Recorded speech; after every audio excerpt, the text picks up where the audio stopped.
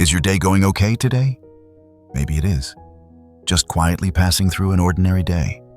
Or maybe it hasn't been easy, carrying emotions you haven't yet found words for. Thoughts that keep circling in silence when everything finally settles. Or worries about what lies ahead, leaving you unable to fully quiet your own mind. Have you ever slowed down and asked yourself, if time stretches far enough, long enough, where will the weight you're carrying right now eventually go? How should I face this feeling? 100 years from now, where will you be? Is a small pause for questions like these.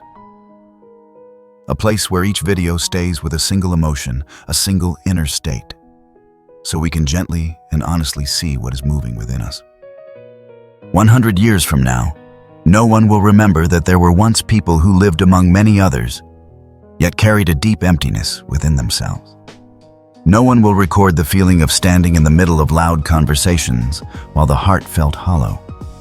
No one will be able to tell which laughter was genuine and which was only used to blend into the crowd. Those moments are not considered tragedies when they happen. They simply exist quietly, like a silent background layer of life, and then fade away when no one carries them in awareness anymore. People rarely name their sense of being out of sync while they are still living among many others. We appear every day, talk constantly, take part in crowded spaces where everything moves quickly and no one truly stops. We grow used to having schedules, messages, interactions. And because of that, we believe we are not lacking connection. We think emptiness belongs only to silent rooms, to evenings when no one calls, to distances that can be clearly seen. But there is another state, quieter and harder to recognize. The feeling of being misaligned with life while standing among many people, yet never truly being touched. In truth, this feeling does not wait until adulthood to appear. It is present very early, even in childhood. Only then we do not yet have the words to name it. As children, loneliness often comes in a very simple form. A child standing in the middle of a schoolyard, still not knowing which direction to go. Games are happening, voices are calling, groups of friends form circles. And we stand at the edge, not because we are pushed away, but because we do not know how to step in. We want to join, yet we fear doing something wrong, fear saying something out of rhythm, fear a glance that passes over us and turns away. Sometimes we manage to join for a while, but then feel like a piece placed in the wrong spot, still part of the picture, but not fitting. As children, we often believe the fault lies with us. We think we are strange, different, not good enough to be chosen into a group. We watch other children laugh naturally and wonder why it seems as effortless as breathing for them, yet feels like climbing uphill for us. We do not call it loneliness. We only feel a quiet awkwardness, a small tightness in the throat, and a new habit forming.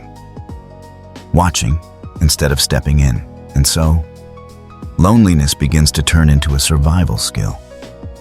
We learn when to stay silent, how to laugh at the right moments, and how to keep ourselves safe so that no one notices our difference. Then we grow up. Schoolyards turn into meeting rooms. Groups of friends turn into work teams. Circles of play turn into social circles. But the sense of being out of sync remains, only changing its shape. In adulthood, loneliness is no longer standing alone in a schoolyard. It becomes something more discreet. Sitting in the middle of a lively conversation, hearing every word and every laugh clearly, yet feeling as if standing behind a pane of glass. Everything happens right in front of us, very close, very clear, but unreachable. We are not sad in a loud way. We simply grow quiet, and because nothing seems unusual on the outside, no one notices that inside, we have just stepped back one more step. In the crowd, we learn how to exist without causing friction. We learn when to smile, how much to react, what to say so the atmosphere does not sink.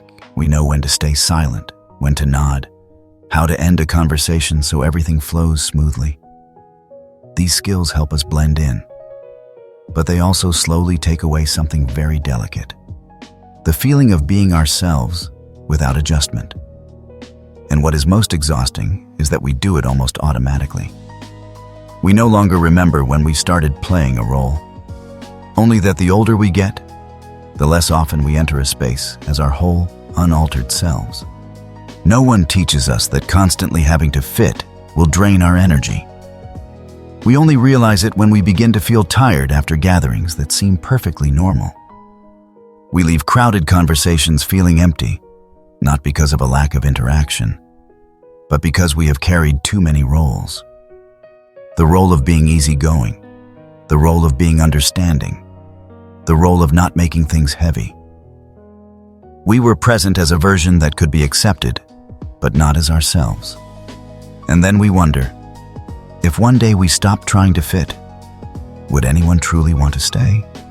Feeling lost in a crowd does not come from having no one around. It comes from having no place to set down our true self. It is the feeling of having to shrink ourselves to fit the shared space. The feeling that deeper thoughts have nowhere to be spoken. The feeling that if we fall silent for a moment, no one will truly notice. And what makes this state exhausting is not the absence of others, but the absence of ourselves within those connections. We appear more often, yet are touched less. We are known, but not understood. Over time, this sense of being out of sync with life begins to make us doubt ourselves. We wonder whether we are too different, too sensitive, too hard to understand. We look at people around us who seem to blend in easily, who laugh and talk naturally, and ask why. In the same space and the same rhythm of life, our experience feels so different. These questions have no clear answers, but they quietly cause us to withdraw, to become more cautious, more silent, and further from our own emotions. And at some point, we realize something unavoidable. In the end, everyone stands alone before life. Not in a hopeless or pessimistic sense, but in a very real one. No one can breathe for us. No one can live for us. No one can step into the deepest parts of our minds to carry our worries, our emptiness, our unanswered questions. We may have companions, love, people by our side, but the most decisive path is still the inner one, where we must face ourselves without being able to borrow anyone else. Because of this, loneliness is not necessarily a curse. Sometimes it is a sign that we are touching a truth. We were not born to become copies of the crowd. We were not born to live by constantly asking for permission to be accepted. We simply carry a different rhythm, and that rhythm needs to be understood, not corrected. The exhaustion does not come from being different, but from hiding that difference for too long. There is a very quiet choice we can gradually practice, building inner strength to stand steady without always needing to blend in. Not separating ourselves from the world, not becoming cold or indifferent, but the ability to keep our center when entering any space. The ability not to panic when we do not fit a conversation.